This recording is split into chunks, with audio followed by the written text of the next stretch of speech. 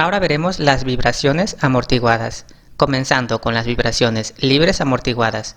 Para ello, consideraremos un sistema masa-resorte unido a un émbolo que está en contacto con un fluido viscoso, donde un tipo de amortiguamiento de interés especial es el amortiguamiento viscoso, ocasionado por fricción o rozamiento de un fluido a velocidades bajas y moderadas. Bueno, esto como se muestra. Cuando tengamos oscilaciones, habrá fricción o rozamientos del fluido con el émbolo. El amortiguamiento viscoso se caracteriza por el hecho de que la fuerza de fricción es directamente proporcional y opuesta a la velocidad del cuerpo en movimiento. Bueno, esto lo veremos a continuación. En este diagrama de cuerpo libre vemos que en el bloque tenemos el peso del bloque, la fuerza del resorte y a la vez en el émbolo tenemos la fuerza de fricción ejercida por el fluido, que en este caso es la constante C por X punto. ¿Quién es X punto? La velocidad del cuerpo en movimiento. La magnitud de la fuerza de fricción que ejerce el fluido de los alrededores sobre el émbolo es igual a C por X punto, como ya vimos, donde la constante C se expresa en el sistema internacional como Newton por segundos sobre metros, que se conoce como coeficiente de amortiguamiento viscoso. Depende de las propiedades físicas del fluido y de la construcción del amortiguador. Y aplicando la segunda ley de Newton, tendríamos que la sumatoria de las fuerzas es igual a la masa por el vector aceleración, y eso es igual a la masa por x dos puntos. X dos puntos simplemente representa la segunda derivada de x con respecto al tiempo. Entonces, definiendo positivo en este sentido, la sumatoria de las fuerzas será igual a la masa por el vector aceleración, obteniendo que el peso menos la fuerza del resorte menos la constante C por x puntos será igual a la masa por aceleración. Y cuando el peso es igual a la constante de resorte por la deformación estática, tendríamos que el negativo de la constante de resorte por x menos C por x puntos será igual a m por x dos puntos. En este caso vemos que el peso menos k por delta estática será igual con 0. Ahora simplemente pasamos a la masa por aceleración del lado izquierdo de la igualdad y multiplicamos por menos 1. Entonces en este paso dividimos toda la ecuación diferencial por la masa, obteniendo que x dos puntos más c sobre la masa por x punto más k sobre la masa por x será igual con 0, la cual es una ecuación diferencial homogénea. Y bueno, si recordamos de las ecuaciones diferenciales, un método de solución para las mismas es con el polinomio característico, el cual en este caso sería lambda al cuadrado más c sobre m por lambda más k sobre m, y esto sería igual con 0. Usualmente se utiliza la letra m, pero aquí podría crear confusión con la m de la masa. Ahora simplemente limpiamos la pantalla y reescribimos las ecuaciones 1 y 2 de este lado. Y las raíces del polinomio son lambda 1, 2 es igual a menos b más menos raíz cuadrada de b al cuadrado menos 4a por c, todo sobre 2 veces a. Y es importante calcular las raíces a nuestro polinomio característico porque en función a estas estará la solución a nuestra ecuación diferencial. En este paso simplemente vemos nuestro cociente como la suma de dos fracciones. En este paso simplemente ingresamos a nuestro 2 adentro del radical, pero si entra en una raíz entrará como 1 sobre 2 al cuadrado. En este paso simplemente vemos que 4 sobre 2 al cuadrado es igual a 1, y al ingresar a 2 al cuadrado dentro de un cuadrado entraría como una raíz, y la raíz cuadrada de 2 al cuadrado es igual a 2. Y al definir el valor de c, que hace que el radical de la ecuación 3 sea igual con 0, es decir, el valor de c que hará que nuestro discriminante sea 0, como c sub c igual al coeficiente de amortiguamiento crítico, entonces tendríamos que c sub c sobre 2m al cuadrado menos k sobre m será igual con 0.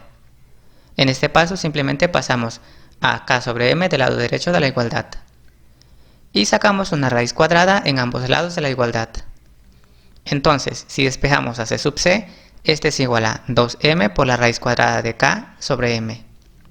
Y por lo tanto, el coeficiente de amortiguamiento crítico es igual a 2 veces la masa por la frecuencia circular natural, debido a que esta es igual a la raíz cuadrada de k sobre m. Se puede distinguir tres casos diferentes de amortiguamiento, esto dependiendo el valor del coeficiente C. Ahora simplemente reescribimos las ecuaciones de la 1 a la 5 de este lado de la pantalla y nos vamos a apoyar en el resumen del video 16 de un curso de ecuaciones diferenciales que también está en el canal, donde dependiendo las raíces de nuestro polinomio característico tendríamos el caso 1, raíces reales y no repetidas. Entonces la solución sería de la forma y igual a una constante c sub 1 e a la raíz 1 por x más c sub 2 e a la raíz 2 por x hasta más c sub n e a la raíz enésima por x. En este caso evidentemente la variable es x, pero para nosotros la variable es el tiempo. Además de que para nosotros las raíces son lambda. El caso 2, si las raíces son reales repetidas, entonces la solución es de la forma c sub 1 e a la raíz por x más c sub 2 x e a la raíz por x hasta más c sub n x a la n-1 por e a la raíz por x. En el caso 3, si las raíces son complejas conjugadas, de la forma m sub 1, 2 igual a alfa más menos beta i, donde alfa es el número real y beta i la parte compleja, entonces la solución es de la forma y igual a e a la alfa por x, donde alfa es el número real que multiplica a c sub 1, una constante, por el coseno de beta por x más c sub 2 seno de beta por x. Entonces, el caso 1 que tendríamos sería el sobreamortiguado o amortiguamiento fuerte. En este caso, la constante c es mayor al coeficiente de amortiguamiento crítico. Y las raíces 1 y 2 de la ecuación 2 son reales y distintas, es decir, reales y no repetidas. Y la solución general a la ecuación diferencial 1 es x igual a c sub 1 e a la raíz 1, que en este caso sería lambda 1, por la variable x, que en este caso es el tiempo, más c sub 2 e a la raíz 2, que sería lambda 2 en este caso, por x, pero en este caso la variable es el tiempo. Esta solución corresponde a un movimiento no vibratorio, y puesto que lambda 1 y lambda 2 son negativas ambas, x tiende a 0 cuando t aumenta de manera indefinida. Sin embargo, el sistema en realidad vuelve a su posición de equilibrio después de un tiempo finito. Ahora simplemente reescribimos el primer caso de este lado de la pantalla y proseguimos al segundo caso, el cual es amortiguamiento crítico. En este caso, el coeficiente de amortiguamiento es igual al coeficiente de amortiguamiento crítico. La ecuación característica número 2 en este caso tiene una doble raíz, es decir, raíces reales y repetidas, las cuales son lambda 1, 2 es igual al negativo de c sub c sobre 2m, donde de la ecuación número 4 veríamos que lambda 1, 2 es igual a el negativo de la frecuencia circular natural. Y por lo tanto, la solución general a la ecuación 1 en este caso sería x igual a c sub 1 e a la raíz, que es el negativo de omega sub n, por la variable que es el tiempo, más c sub 2 por x, que es la variable, en este caso el tiempo, por e a la raíz por la variable que es el tiempo. En este caso simplemente factorizamos a e a la raíz por la variable, como c sub 1 más c sub 2 t, que multiplican a e a la menos omega sub n por t. Y bueno, el movimiento que se obtiene es otra vez no vibratorio. Los sistemas críticamente amortiguados son de especial interés en aplicaciones de ingeniería, pues vuelven a su posición de equilibrio en el tiempo más corto posible sin oscilación. Y ahora simplemente reescribimos el caso 2 de este lado de la pantalla. Y proseguimos al caso número 3, que sería subamortiguamiento o amortiguamiento débil. En este caso la constante c es menor al coeficiente de amortiguamiento crítico. Y las raíces de la ecuación número 2 son complejas y conjugadas, es decir, el caso número 3. Y la solución general de la ecuación 1 en este caso sería de la forma x igual a e a la menos c sobre 2m por el tiempo, que multiplica a c sub 1 por el coseno de la frecuencia circular amortiguada por el tiempo, más c sub 2 por el seno de la frecuencia circular amortiguada por el tiempo.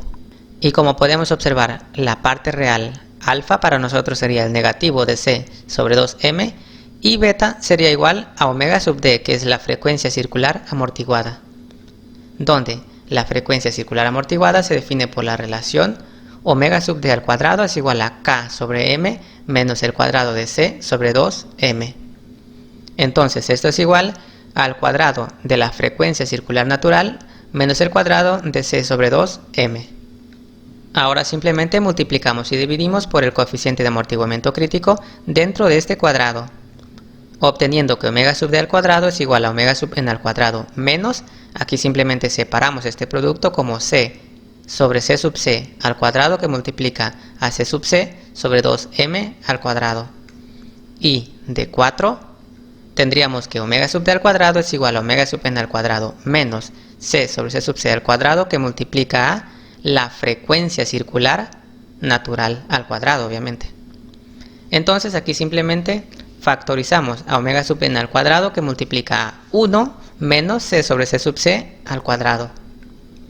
Aquí simplemente sacamos una raíz cuadrada en ambos lados de la igualdad y proseguimos a sacar a la frecuencia circular natural del radical, pero sale como una raíz, es decir, la raíz de omega sub n al cuadrado simplemente es omega sub n, donde la constante c sobre c sub c es igual a z griega, esto, bueno, otros autores lo llaman z griega, y se conoce como el factor de amortiguamiento, por lo que de igual forma podemos ver la ecuación número 9 como la frecuencia circular amortiguada es igual a omega sub n por la raíz cuadrada de 1 menos z griega al cuadrado, donde pues como se mencionó omega sub d es la frecuencia circular de vibración amortiguada.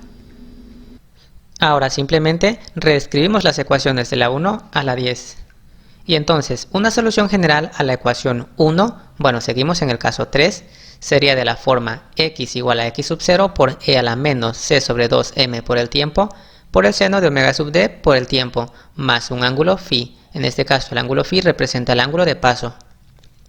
El movimiento definido por la ecuación 11 es vibratorio con amplitud decreciente, como se muestra en la siguiente figura, en la cual podemos observar la amplitud x sub 0, amplitudes x sub 1, x sub 2 hasta x sub n en tiempos t sub 1, t sub 2 hasta t sub n, un periodo de vibración amortiguada, y también podemos ver que la onda va decreciendo a medida que hacemos el producto de x sub 0 por e a la menos c sobre 2m por el tiempo, donde el periodo de vibración amortiguada es igual a 2pi sobre la frecuencia circular de vibración amortiguada.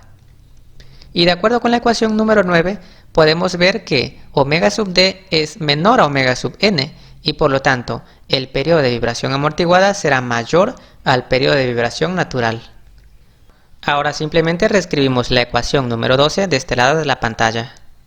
Y proseguimos a hablar del decremento logarítmico, el cual indica que tan rápido decrece la función.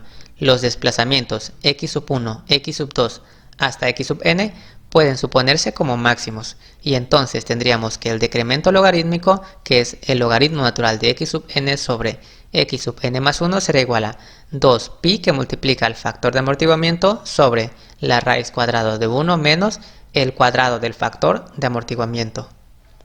Y en función al número de ciclos que nosotros llamaremos beta, entre lecturas de desplazamiento máximo en un tiempo t, el decremento logarítmico será igual a 1 sobre beta, que es el número de ciclos, por el logaritmo natural de x sub n sobre x sub n más beta. En videos posteriores comenzaremos con ejemplos, pero por ahora eso ha sido todo.